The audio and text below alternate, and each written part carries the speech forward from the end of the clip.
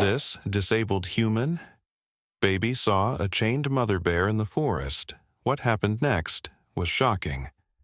Let us know where you're watching from. If you love my content, consider supporting it with a super thanks. Every bit of your support helps us create even more amazing stories for you. The morning light filtered through ancient oak trees, casting dappled shadows across the forest floor. Little Oliver Reed, just barely a year old, sat quietly in his special adaptive stroller. Born with cerebral palsy that limited his movement, Oliver's bright eyes missed nothing as his mother, Savannah, collected wild berries nearby. His tiny hands gripped the cushioned sides of his seat, his gaze wandering between sunbeams that danced across the mossy ground. Savannah had brought Oliver to this secluded part of Whispering Pines Forest because the doctors said nature could stimulate his developing senses. What she hadn't expected was the faint clinking sound that suddenly caught Oliver's attention. His head turned toward the noise, eyes widening with curiosity. The sound came again, a metallic rattle followed by a low, pained moan that didn't belong to any human. "Mommy will be right back, sweetie," Savannah called over her shoulder, unaware that she had wandered just far enough away that a thick cluster of ferns now blocked Oliver from her view. She continued picking blackberries, humming softly, believing her son was safely watching butterflies from his stroller. Oliver's hands trembled as he struggled to unbuckle the simple safety strap. His determination outweighed his physical limitations.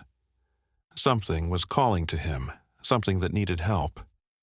With tremendous effort that made his small face flush red, he managed to free himself and slide awkwardly to the ground. His legs, not strong enough to support his weight, forced him to crawl. Every inch forward was a battle, but Oliver kept going, pulling himself over roots and through soft moss. The clinking grew louder. Then Oliver saw her. A massive brown bear, her fur matted and dull, heavy chains wrapped cruelly around her neck and secured to a thick tree. The mother bear's eyes held a sadness that seemed to pierce Oliver's soul. Beside her, partially hidden behind her massive body, two small cubs whimpered, too afraid to venture far from their restrained mother.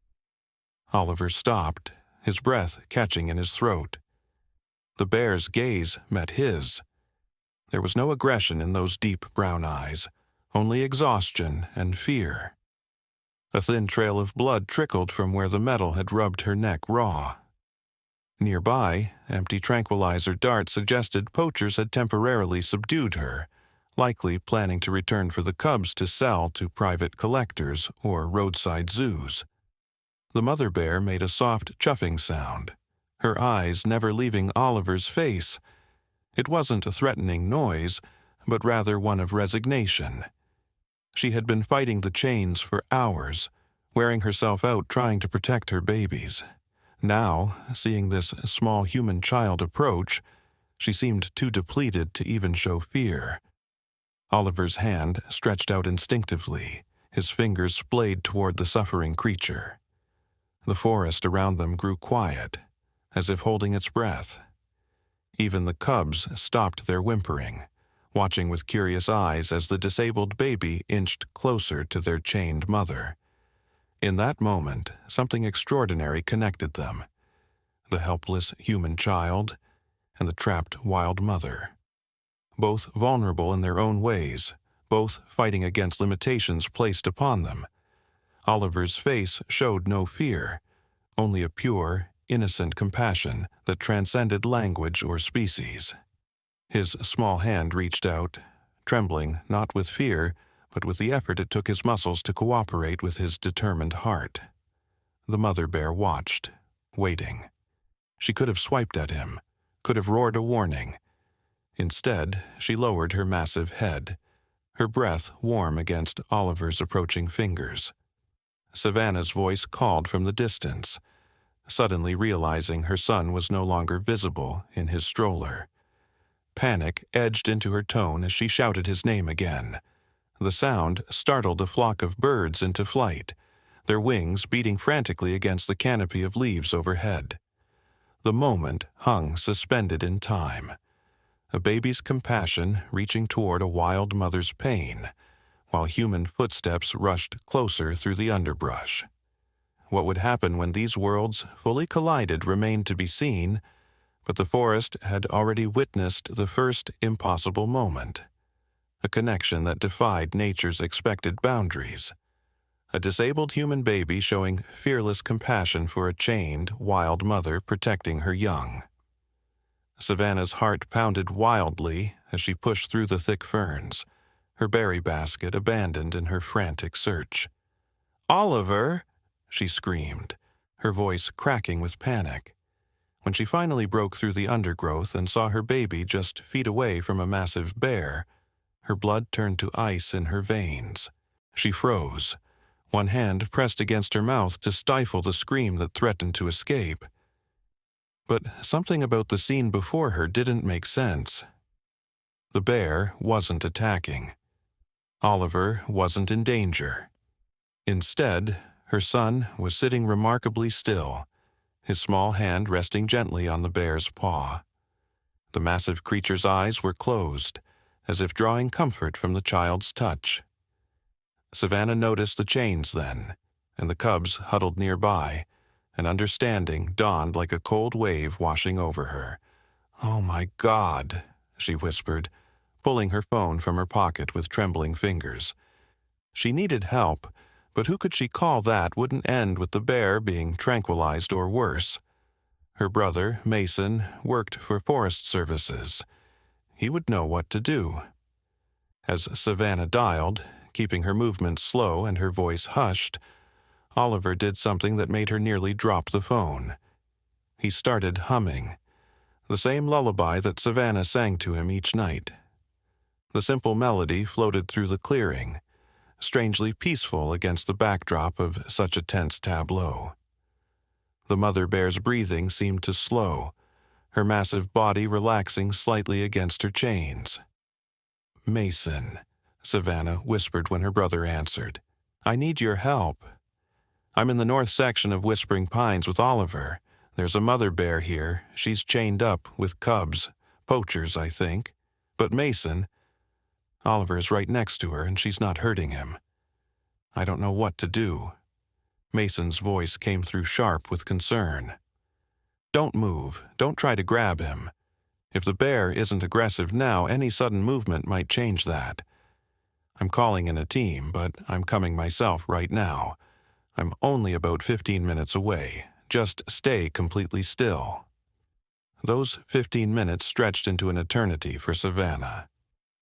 She watched, barely breathing, as her disabled son, who struggled even to hold his own bottle, somehow found the strength to scoot himself closer to the bear's face. The massive animal could have ended Oliver's life with one swipe of her powerful paw, but instead she nuzzled her nose gently against his cheek, making a soft sound deep in her throat. Oliver giggled, a bright, clear sound that seemed to cut through the heavy atmosphere of the forest. Savannah had never heard him laugh like that before. His cerebral palsy often made such expressions difficult.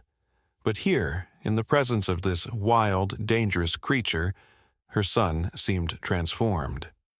Then came a new sound that made Savannah's heart sink. Voices, rough and male, approaching from the opposite direction. The poachers were returning. The mother bear's head lifted, her body tensing, a low growl rumbling in her chest. The cubs pressed closer to their mother, sensing the change in her demeanor. "Hey, I think it's this way," a man's voice called, followed by the cracking of branches underfoot. Savannah made a split-second decision. Praying her brother would arrive soon, she stepped into the clearing and moved swiftly to Oliver's side. The bear's eyes tracked her, but the animal didn't move aggressively. With gentle hands, Savannah lifted Oliver, who immediately began to protest, reaching his arms back toward the bear. "Shh, baby," she whispered against his hair. "We need to hide." She retreated with Oliver to the edge of the clearing, crouching behind a fallen log overgrown with moss and ferns. From their hiding place, they could see the mother bear and her cubs, still chained to the tree. The bear's eyes found them in their hiding spot, but she made no sound to give away their position. Two men crashed through the underbrush into the clearing, carrying rifles and a large metal cage. The taller one, wearing a camouflage jacket with the sleeves cut off, cursed when he saw the bear. "She's worn herself out fighting those chains." "Good, makes it easier for us," he said, nodding to his companion, a shorter man with a scar running down one cheek. "Trank her again, and let's get those cubs in the cage. The buyer is meeting us in 3 hours."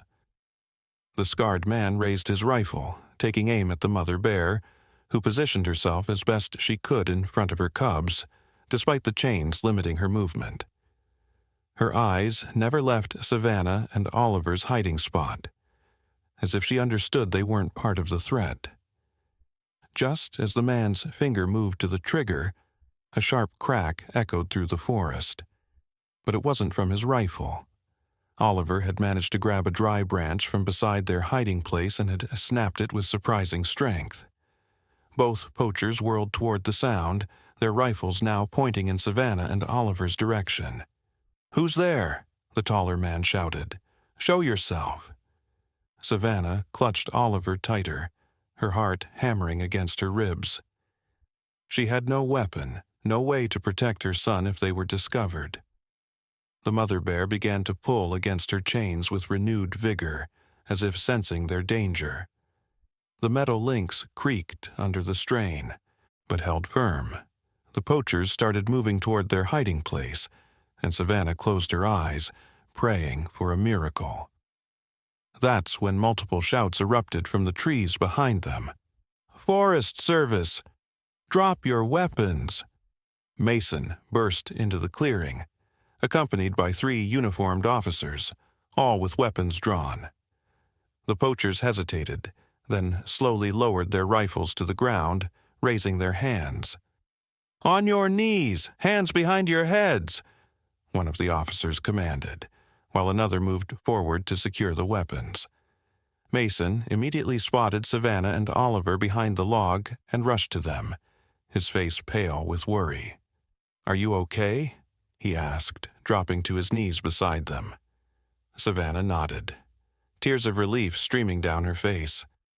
"We're fine, but the bear—" "We've got a wildlife veterinarian on the way," Mason assured her, glancing over at the chained animal. "She specializes in large predators. We'll get those chains off and check for injuries." As the officers handcuffed the poachers and led them away, Savannah carried Oliver back to the clearing. The mother bear watched them approach, her eyes showing not aggression, but something that looked remarkably like recognition. "It's okay now," Savannah whispered, more to herself than to Oliver or the bear. "You're both going to be okay." Oliver squirmed in her arms, reaching toward the bear again. His face showed such determination that Savannah found herself moving closer, though every instinct told her to keep her distance. "Mason," she called softly, "come here. Look at this." Mason approached cautiously, ready to pull his sister and nephew back at the first sign of danger. But the bear remained calm, her eyes fixed on Oliver. "I've never seen anything like this," Mason murmured. "She should be aggressive, especially with cubs to protect, but it's almost like she knows he was trying to help," Savannah finished. The wildlife veterinarian arrived 30 minutes later, a tall woman named Doctor, Helena Carter with kind eyes and confident movements. She assessed the situation quickly, her expression darkening when she saw the cruel chains and the raw wounds on the bear's neck. "I'll need to sedate her to remove those chains and treat her injuries," Dr. Carter explained, preparing a proper tranquilizer dart. "The cubs will be fine. They'll stay close to their mother. Once she's recovered, they can all be released back into a protected section of the forest." Before the veterinarian could administer the sedative, Oliver began to fuss in Savannah's arms, reaching toward the bear with such insistence that Savannah had to struggle to hold him. "He wants to say goodbye," she realized aloud, looking at Dr. Carter uncertainly. Is there any way?" The veterinarian hesitated, then nodded slowly. "Just for a moment. Stay right beside him, and I'll be ready with the tranquilizer if needed." Savannah carefully set Oliver down on the soft forest floor. With the determined focus they had witnessed earlier, he dragged himself forward until he was once again near the mother bear. The massive animal lowered her head, and Oliver placed his small hand on her snout. For a long moment they stayed that way, the disabled human child and the chained wild mother, connected by something no one present could fully explain.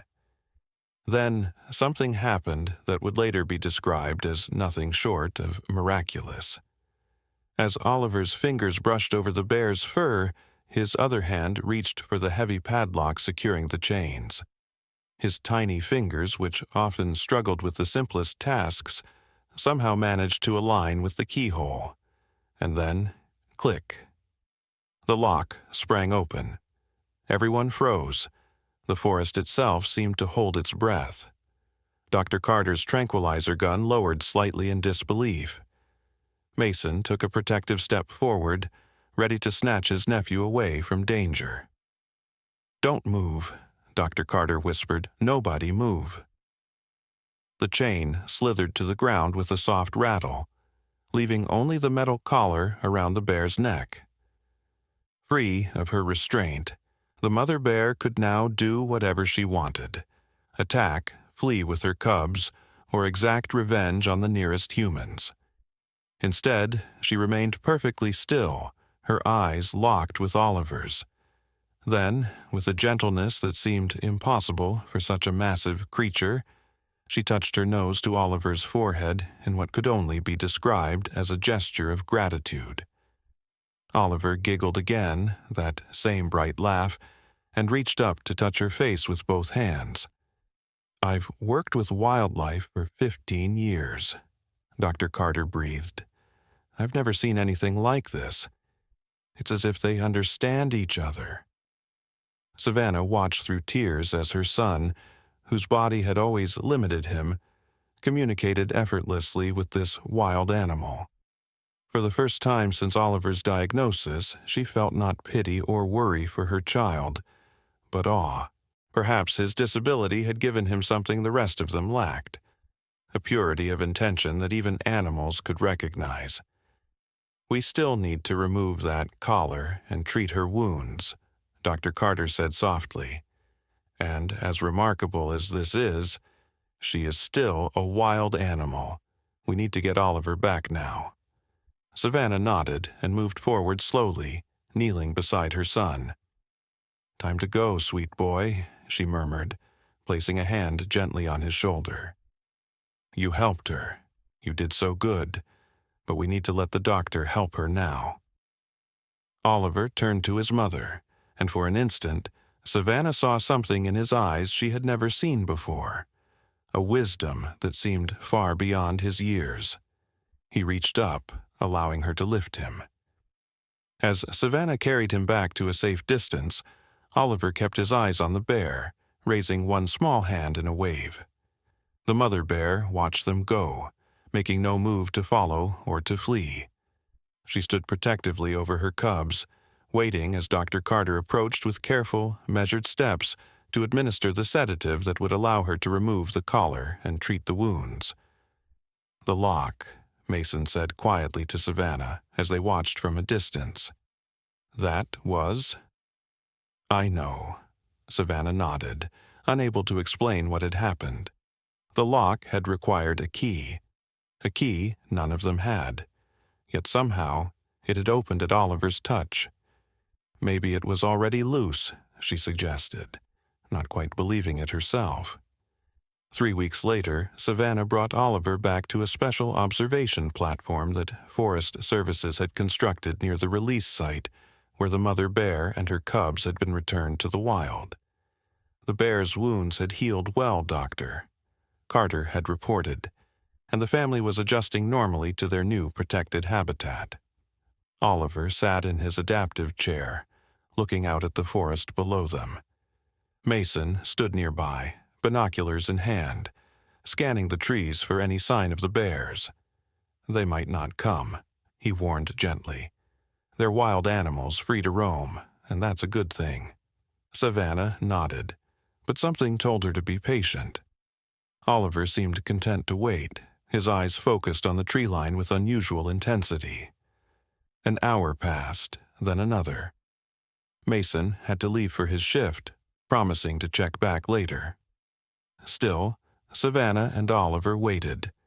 As the afternoon light began to soften, Oliver suddenly made an excited sound, pointing with a trembling finger toward a break in the trees. Savannah looked up just in time to see the mother bear emerge from the forest, her cubs gambolling behind her. The bear stopped at the edge of the clearing, her nose lifted as if catching a scent on the breeze. Then she looked up directly at the observation platform. Though they were a good distance away and well concealed, the bear seemed to know exactly where they were. For a long moment, she stood watching them. Then she rose up on her hind legs, not in a threatening posture, but almost like a wave or a salute.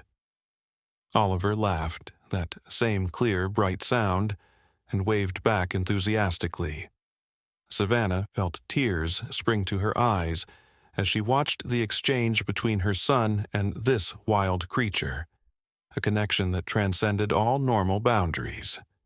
The bear dropped back to all fours and, with one last look at the platform, led her cubs back into the protective shadows of the forest.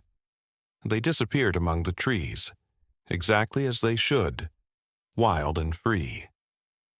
"How did you know?" Savannah asked her son softly, though she didn't expect an answer. Oliver rarely spoke, his condition making verbal communication difficult. But as they turned to leave, Oliver surprised her by forming two words with unusual clarity. "We helped." It was the first complete sentence he had ever spoken. 6 months later, Dr. Elena Carter presented her findings at an international conference on wildlife behavior. Her paper, titled Extraordinary Interspecies Empathy, a Case Study of Unexpected Compassion, detailed the remarkable encounter between Oliver and the mother bear. While she carefully avoided any claims that couldn't be scientifically verified, her documentation of the bear's non-aggressive behavior toward a vulnerable human child challenged many established theories about predator-prey dynamics and animal cognition. The story spread beyond scientific circles, touching hearts around the world.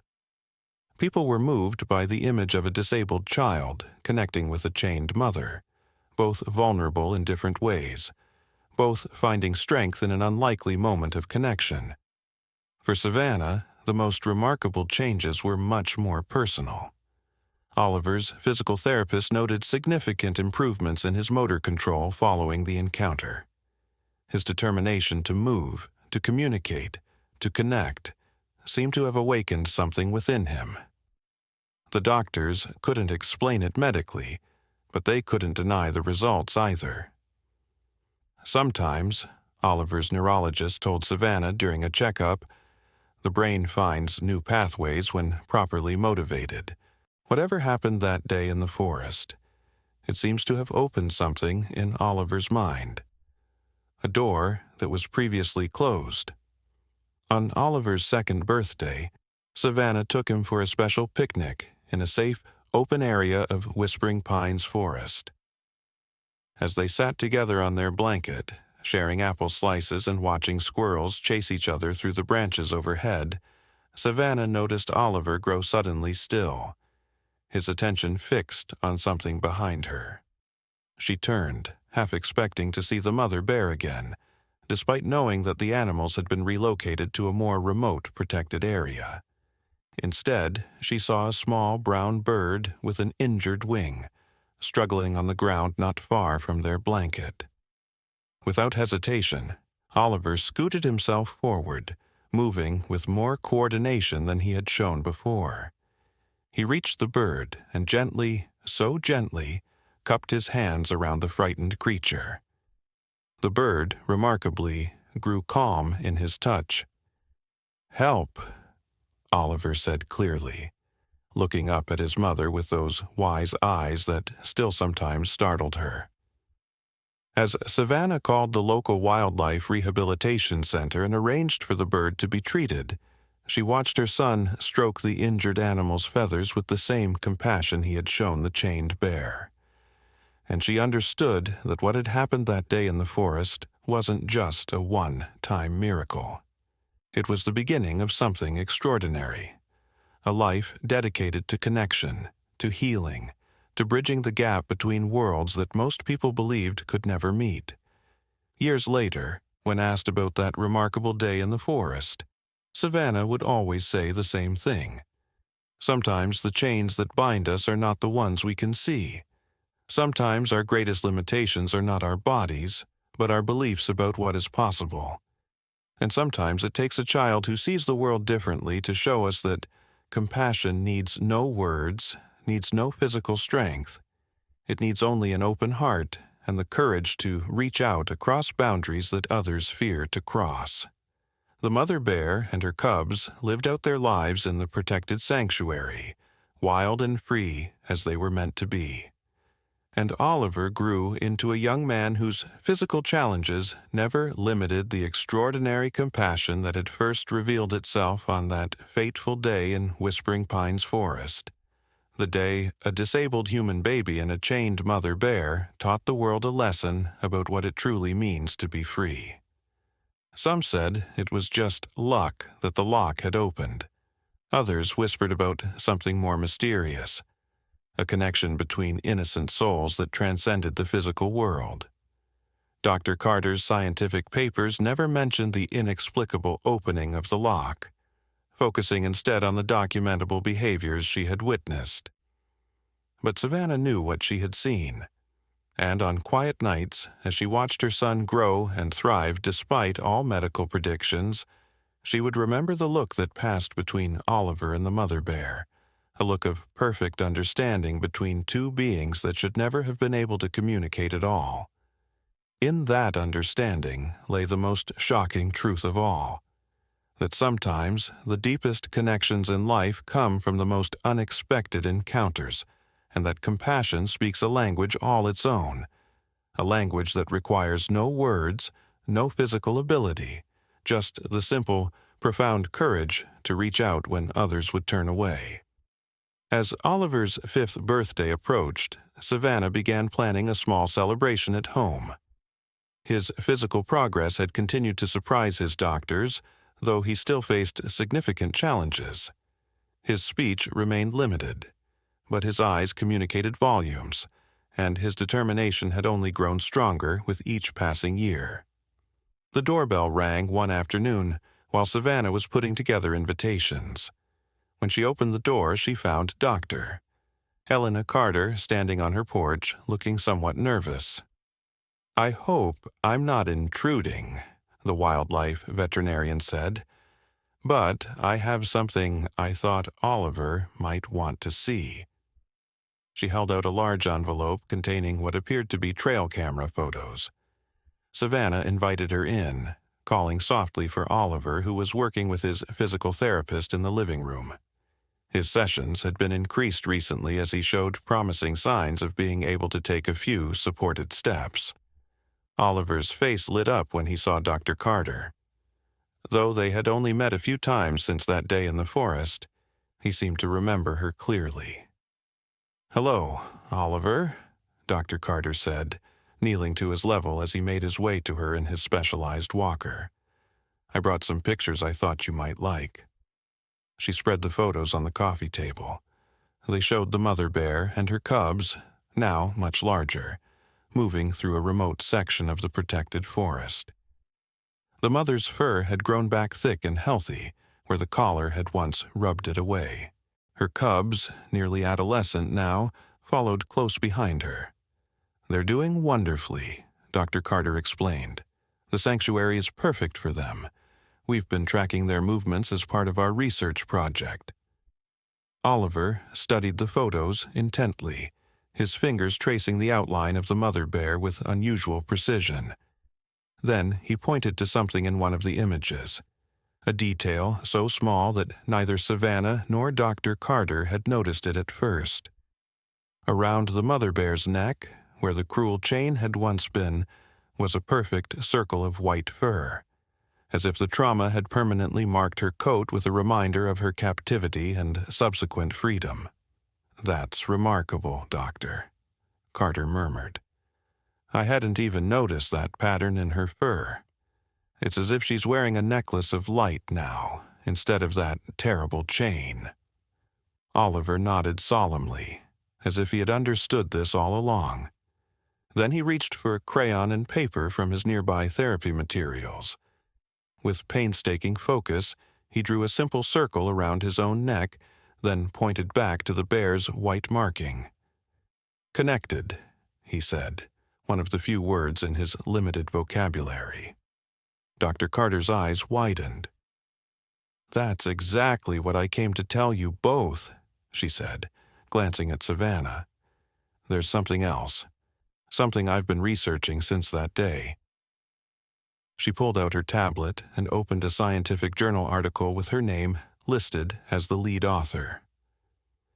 "After what I witnessed between Oliver and that bear, I began researching other documented cases of unusual connections between children with certain neurological conditions and wild animals.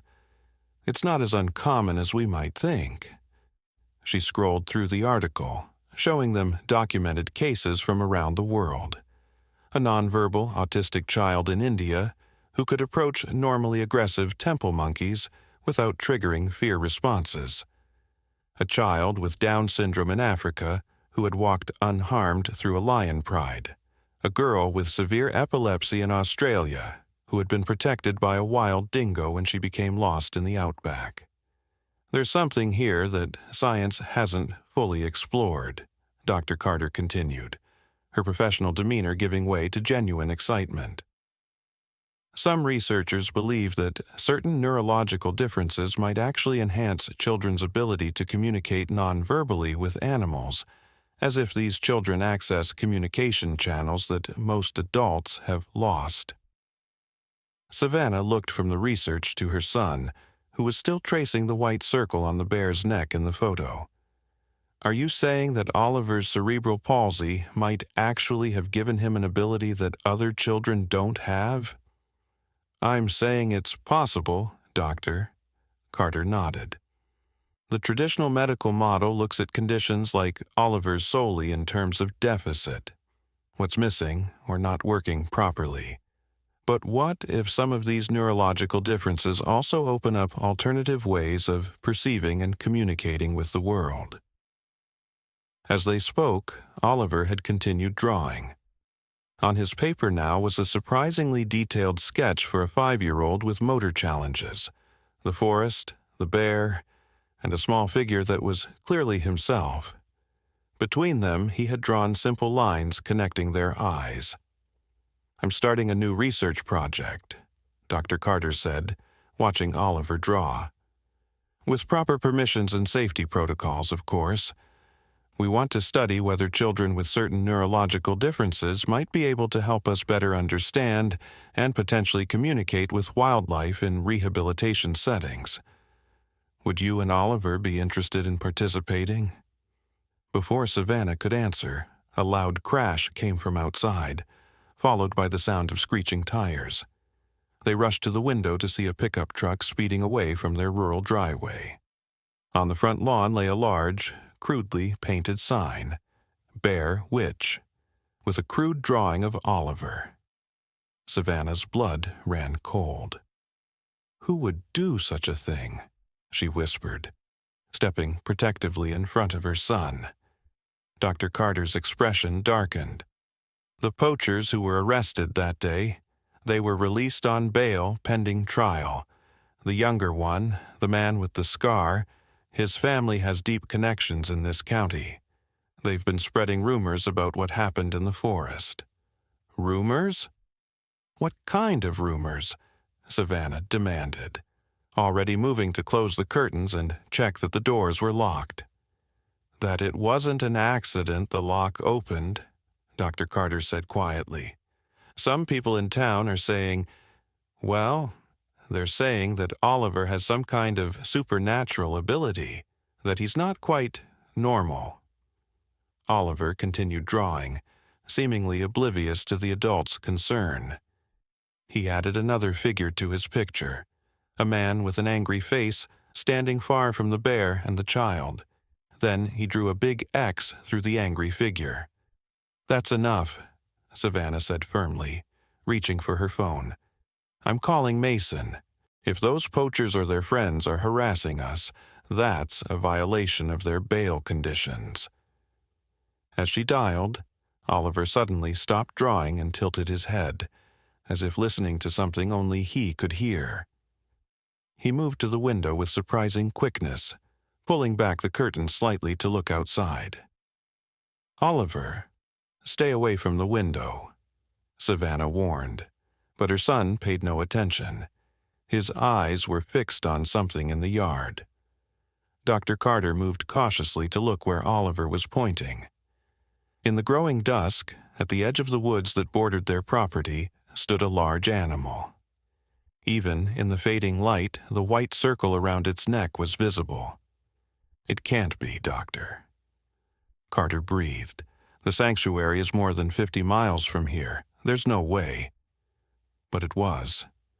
Somehow the mother bear had traveled an impossible distance, crossing highways and populated areas, to find herself at the edge of Oliver's yard. She stood perfectly still, her gaze fixed on the house as if she knew exactly who was inside. Mason arrived 20 minutes later with 2 other Forest Service officers, but by then, the bear had vanished back into the woods, leaving only large paw prints as evidence she had been there at all. "This isn't possible," Mason insisted, examining the tracks with his flashlight. "Bears don't behave this way. They don't track specific humans across miles of territory. It makes no scientific sense." "A lot of what happened that day didn't make scientific sense," Savannah reminded him quietly, watching Oliver, who seemed completely unsurprised by the bear's visit. He had returned to his drawing, now adding the outline of a house with the bear standing outside. That night, after Oliver was asleep, Savannah sat at her kitchen table with Mason and Dr. Carter, trying to make sense of what was happening. "The trial for those poachers starts next month," Mason said, rubbing his tired eyes. "Their defense is claiming the whole story about Oliver and the bear is fabricated, that we made it up to justify arresting them while they were legally hunting." Legally hunting. Savannah's voice rose in disbelief. "They had a wild bear chained to a tree." I know," Mason soothed. "But their family has influence in the county. They're trying to spin this, claiming we're using Oliver as some kind of sympathy prop." Dr. Carter looked troubled. "The scientific community is divided on my research as well. Half my colleagues think I'm pursuing a legitimate new field of study in interspecies communication. The other half think I've abandoned scientific rigor for a feel-good story about a disabled child and a bear." "And now the bear is here," Savannah said quietly. 50 miles from where she should be. What does that mean?" None of them had an answer. Over the next few weeks, sightings of the mother bear continued around the edges of Savannah's property. Never close enough to pose a danger, but always visible, always watching. Forest Services set up trail cameras and confirmed it was indeed the same bear from the sanctuary. The white circle of fur around her neck made her unmistakable. Local media picked up the story. "Miracle Bear travels. 50 miles to reunite with disabled child," read one headline. "Bear Witch, Dark Forces in Whispering Pines," suggested another, less reputable outlet. As public interest grew, so did the tension in the small community. Some neighbors brought casseroles and offered support, fascinated and touched by the strange connection between Oliver and the wild animal. Others kept their distance, whispering behind their hands when Savannah took Oliver to physical therapy appointments in town. The day before the poacher's trial was set to begin, Savannah woke to find Oliver's bed empty. Panic seized her as she searched the house, calling his name. His walker sat untouched by his bedside, but the back door stood slightly ajar. A door with a handle Oliver shouldn't have been able to reach or operate with his limited motor skills. Heart pounding, Savannah ran outside in her nightclothes, scanning the backyard and the tree line beyond. "Oliver!" she screamed, her voice echoing across the silent morning. "Oliver!" Mason arrived within minutes of her frantic call, bringing search dogs and a team of Forest Service officers. As they organized a search grid, Savannah couldn't stop shaking. "The bear," she kept saying. "He's been drawing pictures of himself going into the forest with the bear. What if—" "We don't know that," Mason insisted, though his face betrayed his own concern. "The dogs will find his scent. He couldn't have gone far on his own." But as the morning stretched into afternoon with no sign of Oliver, Savannah's fear grew. The search dogs had followed his scent to the edge of the forest, then lost it completely, as if Oliver had suddenly vanished, or as if something else had carried him from that point. By evening, the search had expanded to include local police, volunteer firefighters, and dozens of community members. News vans parked along the rural road, reporting on the missing disabled child and the strange circumstances surrounding his disappearance. As darkness fell, Savannah refused to return to the house, insisting on staying with the search teams. She stood at the forest's edge, where Oliver's trail had gone cold, calling his name until her voice grew hoarse. That's when Dr. Carter approached her, speaking quietly so the nearby searchers couldn't hear. "Savannah, I've been thinking about Oliver's drawings, the ones he made of himself and the bear." "What about them?"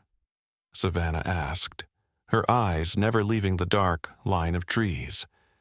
In every drawing, he showed himself communicating with the bear through their eyes, those connecting lines he drew. What if he's trying to tell us something? What if he knows where the bear is, or the bear knows where he is?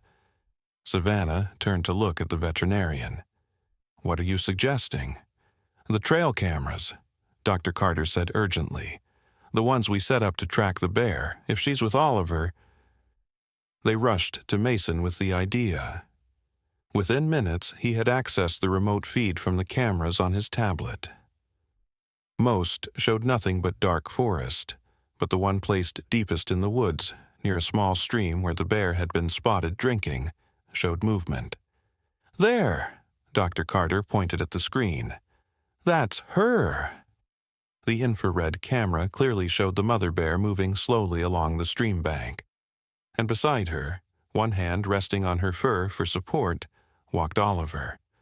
"Oh my God," Savannah breathed, relief and fresh fear warring in her chest. "He's walking. He's actually walking on his own." Indeed, though Oliver's gait was unsteady, he was managing to take independent steps while using the bear's substantial form for balance, something he had never been able to do in years of physical therapy. "They're heading deeper into the forest," Mason observed grimly. "Away from all the search teams, but why? Where is she taking him?" Dr. Carter studied the footage, her scientific mind racing. "The sanctuary. I think she's leading him back to the sanctuary where her cubs are. But that's impossible on foot. It's too far, and the terrain is too difficult." Mason was already recalibrating the search, directing teams toward the camera location. "We need to intercept them before they get too deep into the wilderness. Oliver can't survive out there, especially at night." As the searchers regrouped, A voice called out from the tree line. Everyone turned to see the man with the scarred face, the younger of the two poachers, standing at the edge of the forest. His clothes were dirty and torn, his expression haunted. "I know where they're going," he said, stepping forward with his hands raised to show he wasn't armed. "I followed them for a while before I lost them. But I know where that bear is taking your boy." Savannah started toward him, her face contorted with rage. "You! Your sign on my lawn. You called my son a witch. Are you the reason he ran away?" The man shook his head, genuine fear in his eyes. "You don't understand. I saw what happened that day in the forest. What really happened, not what my uncle and I told the police." Mason stepped between them. "What are you talking about?" "That lock," the scarred man said, his voice dropping. "That lock wasn't just locked. It was welded shut. There wasn't even a keyhole. We did that on purpose so nobody could free the bear until we came back for the cubs." A chill ran through the assembled searchers. "But that boy?" The man glanced toward the forest. His hand touched it, and the metal just melted away, like it was butter. "I saw it happen. That's not normal. That's not human." Savannah lunged forward, her hand cracking across the man's face in a sharp slap. "That's my son you're talking about." The man didn't even flinch. "Lady, I've been hunting in these woods my whole life. I've seen things sometimes, things that don't belong, things that don't make sense. And your boy, he's got something in him that calls to these creatures, something old, something that was here before us." "That's enough," Mason said firmly, nodding to a police officer who stepped forward to detain the man. "You're violating your bail conditions just by being here. Now, if you know where they're going, tell us, or you're going to jail right now." The scarred man pointed deeper into the forest. "There's an old cave system about 5 miles in that direction. The locals don't go there. Bad hunting, bad feelings. Stories about it go back to before the settlers came. The native tribes that lived here called it the spirit door, said it was a place where the animal world and the human world could touch." "And you think that's where the bear is taking Oliver?" Dr. Carter asked skeptically. The man nodded. "That bear isn't just any bear. Look at that white circle around her neck. The old stories talk about marked animals, messengers between worlds, guides." He looked directly at Savannah. "Your boy didn't free that bear by accident. And that bear didn't find your house by accident. They're connected now. The old people would say their spirits are tied." As much as Savannah wanted to dismiss the man's words as superstition or an attempt to distract from his own crimes, she couldn't shake the image of Oliver drawing that circle around his own neck, whispering, "Connected." 5 miles to the caves, you said, Mason confirmed, already recalibrating his GPS. The man nodded. "But you better hurry. The stories say the spirit door only opens at certain times, when the moon is right, when the stars align." He looked up at the night sky where a full moon had just risen. "Like tonight." As Mason organized the search teams to head toward the caves, Savannah made a decision. "I'm going with you," she told her brother firmly. "And Dr. Carter, too. If Oliver is with that bear, he might be scared if strangers approach. He needs familiar faces." Mason didn't argue. Within minutes, they were deep in the forest, following the scarred man's directions. He had been handcuffed and was being led by a police officer, still muttering about ancient spirits and doors between worlds. The trail grew steeper, the forest denser. Savannah pushed through branches and scrambled over fallen logs, desperation giving her strength she didn't know she possessed. Dr. Carter kept pace beside her, her professional skepticism warring with what she had seen with her own eyes. a disabled child, and a wild bear, forming an inexplicable bond. After what seemed like hours, they emerged into a small clearing. Ahead, the ground sloped upward to a rock face, where a dark opening yawned like a mouth in the hillside. The full moon hung directly overhead, bathing the entire scene in silver light. "The spirit door," the scarred man whispered, his voice carrying in the sudden silence that had fallen over the search party. At the mouth of the cave stood the mother bear, her white neck ring glowing like a collar of moonlight. And beside her, standing straighter and steadier than Savannah had ever seen him stand, was Oliver. "Oliver!" Savannah cried, starting forward. The bear didn't growl or show any signs of aggression, but Oliver raised his hand in a clear gesture. "Wait." To everyone's astonishment, he turned to face the bear and placed both hands on either side of her massive head. Their eyes met in that same profound connection Savannah had witnessed in the forest years ago. Then Oliver spoke, not in his usual halting, single-word utterances, but in a clear, strong voice that echoed across the clearing. "Thank you for showing me. I understand now." The bear made a soft chuffing sound and gently pressed her forehead against Oliver's chest. Then, with one last look at the assembled humans, she turned and lumbered into the cave, disappearing into the darkness. Oliver watched her go, then turned back to face his mother. His eyes shone with a light that seemed to come from within, the same light Savannah had glimpsed in rare moments throughout his childhood, but now burning steady and bright. "Oliver," she called again, more softly this time. "Baby, are you okay?"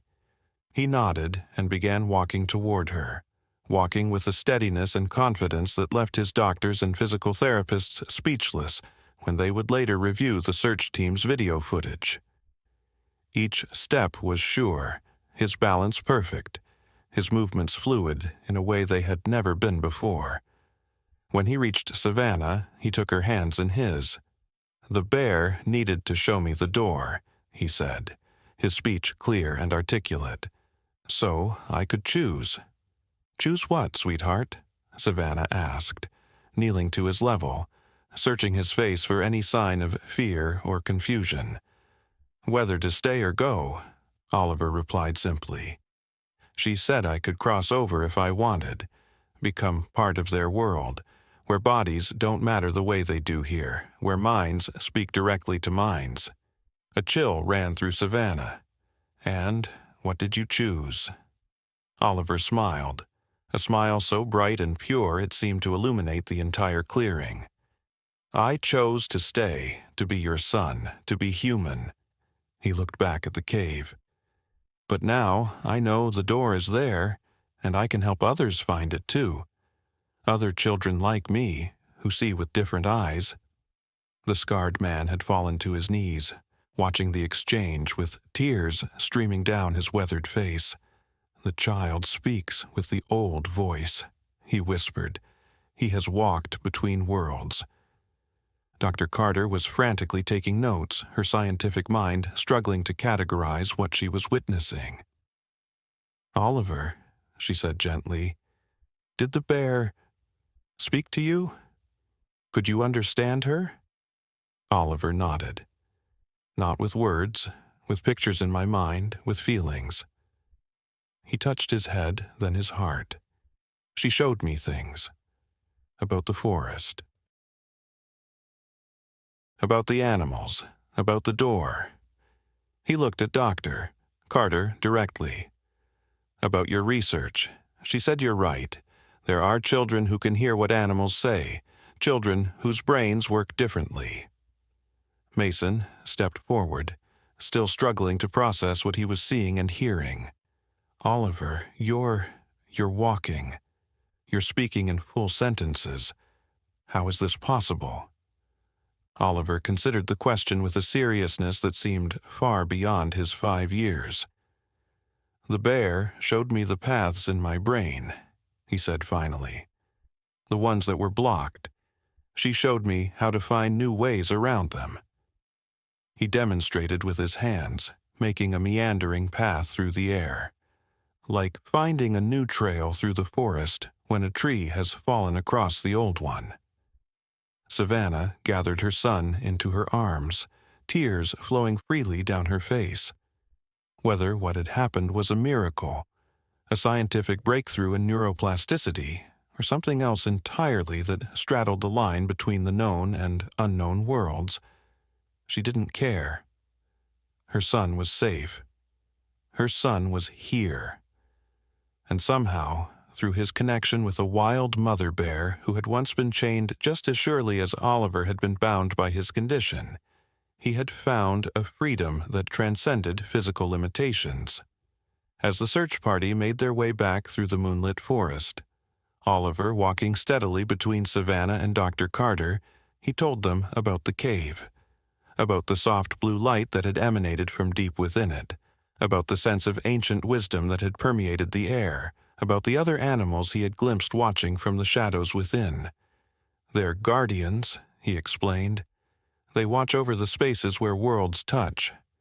They choose people sometimes, people who can see and hear in special ways, to help them protect those places. And the bear chose you? Dr. Carter asked, her scientific skepticism gradually giving way to wonder. Oliver shook his head. I chose her, he corrected, when I touched her that day in the forest. I didn't know what I was doing then. I just wanted to help. But when souls touch that way, they stay connected. The scarred man, walking ahead with his police escort, glanced back at Oliver's words. The old stories say the same, he said quietly. That compassion is the bridge between worlds. By the time they reached the edge of the forest, the night sky had begun to lighten with the first hints of dawn.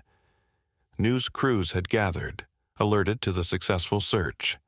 Cameras flashed as Oliver emerged from the trees, walking on his own, his hand clasped firmly in his mother's. The headline the next day read, Miracle in Whispering Pines, Disabled Child Walks After Night in Forest.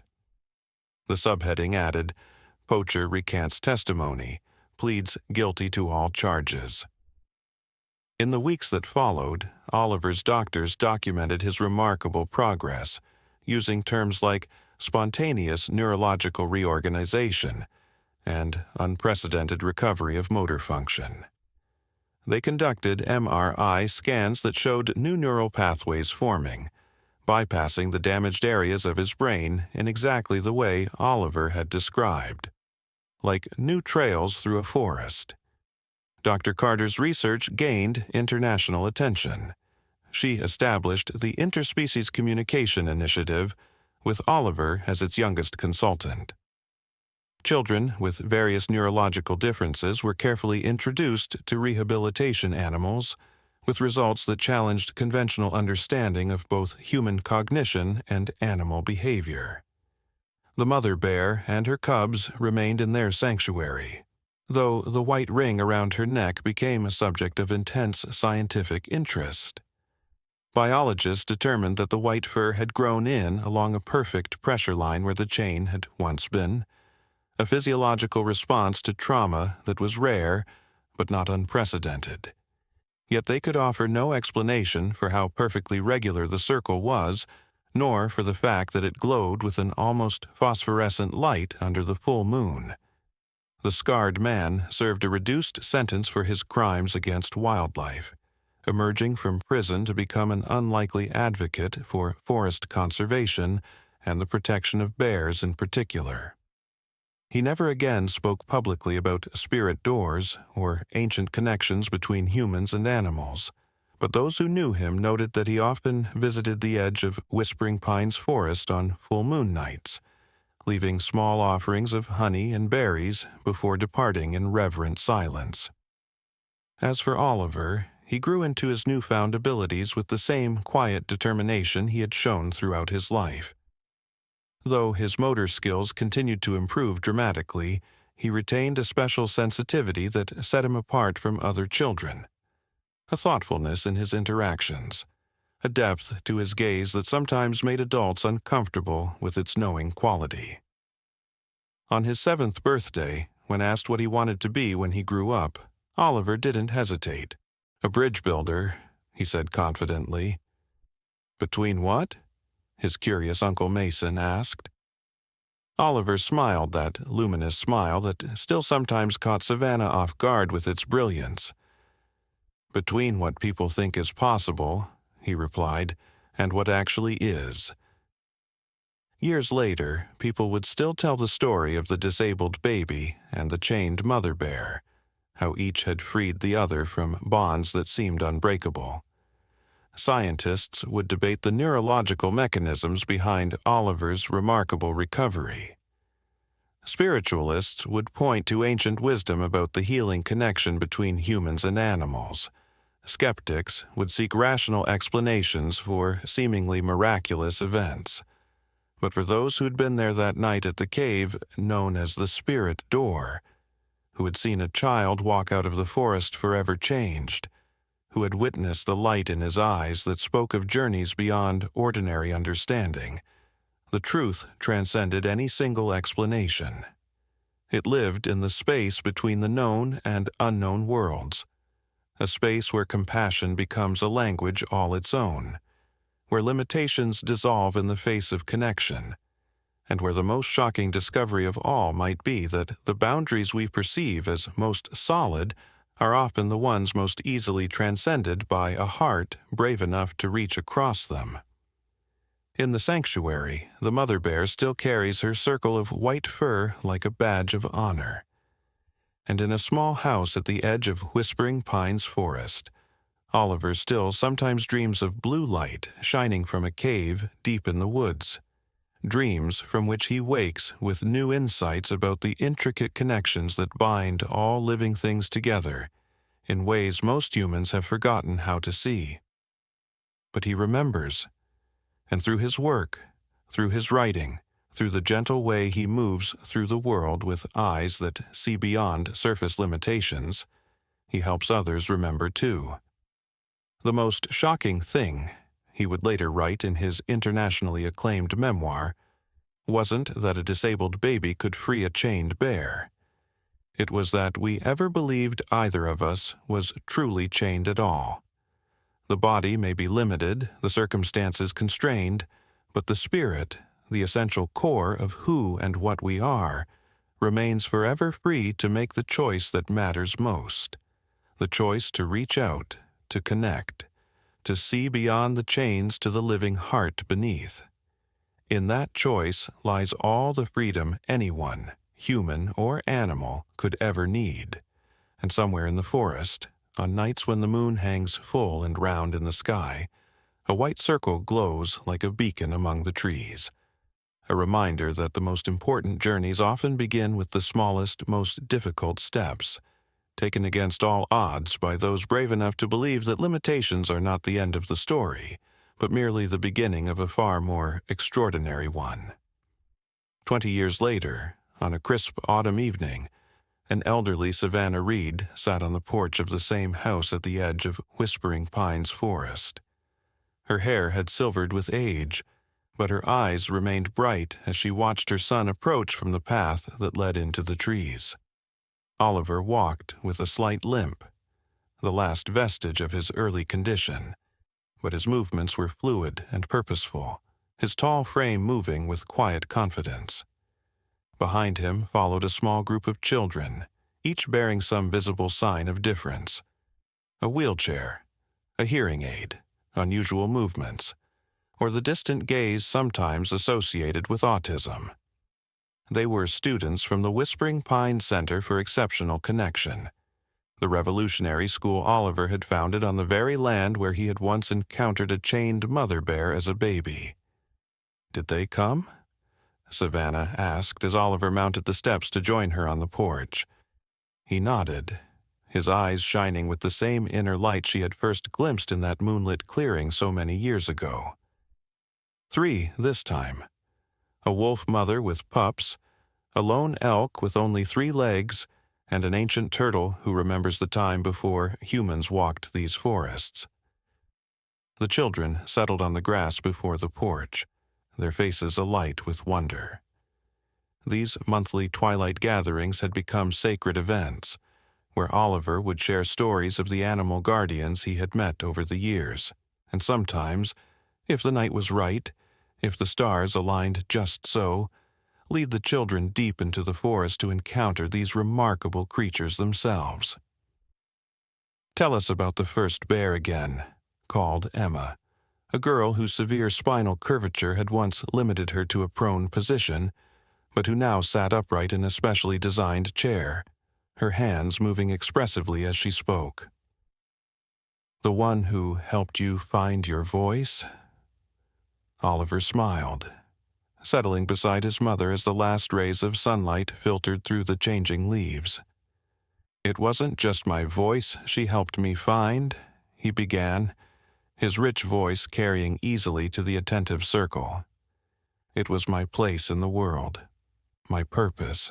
As the familiar story unfolded, embellished now with the wisdom of years and the perspective gained from hundreds of similar connections he had witnessed in children who came to his center, Savannah studied her son's face.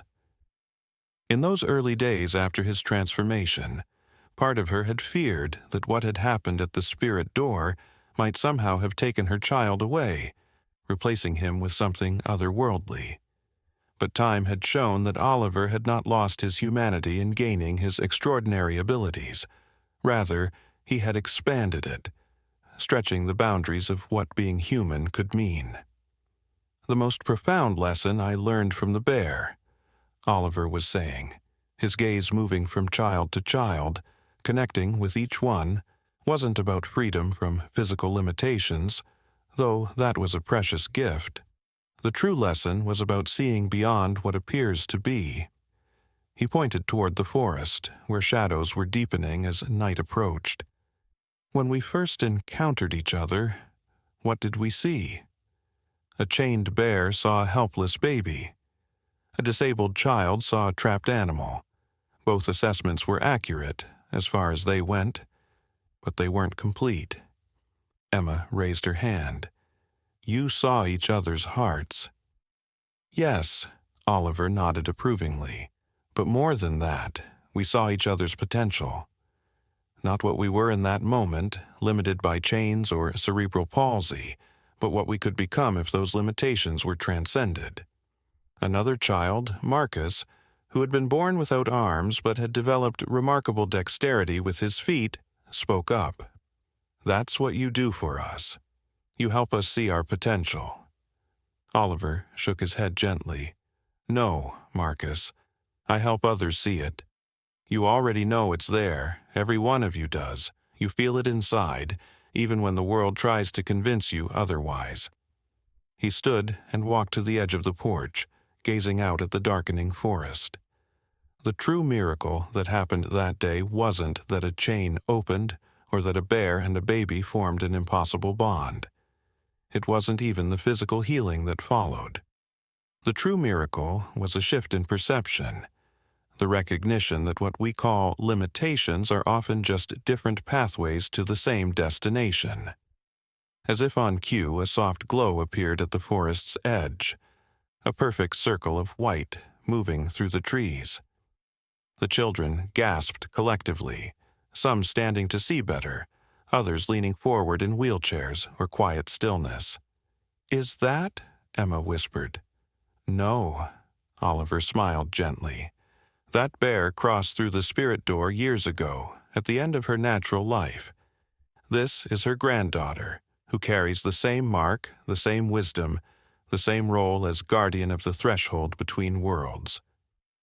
The bear paused at the tree line, standing tall on her hind legs, the white circle around her neck luminous in the gathering darkness.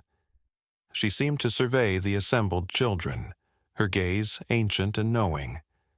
Then she dropped back to all fours and melted into the shadows, leaving only the memory of her presence behind. "You all carry marks, too," Oliver said softly into the silence that followed. "Some visible, some hidden.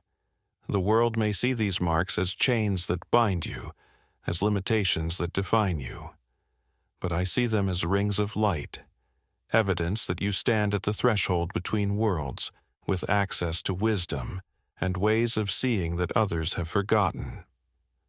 Tears glistened in many eyes now, not of sorrow but of recognition, of being truly seen, perhaps for the first time. "This is the most important thing I learned from the bear," Oliver continued, his voice gentle but carrying an unmistakable power. "That the very things the world calls our weaknesses can become our greatest strengths if only we have the courage to reimagine them. That the places where we are broken open are the places where the light gets in. That our wounds, our differences, our struggles are not barriers to meaningful connection, but gateways to deeper understanding."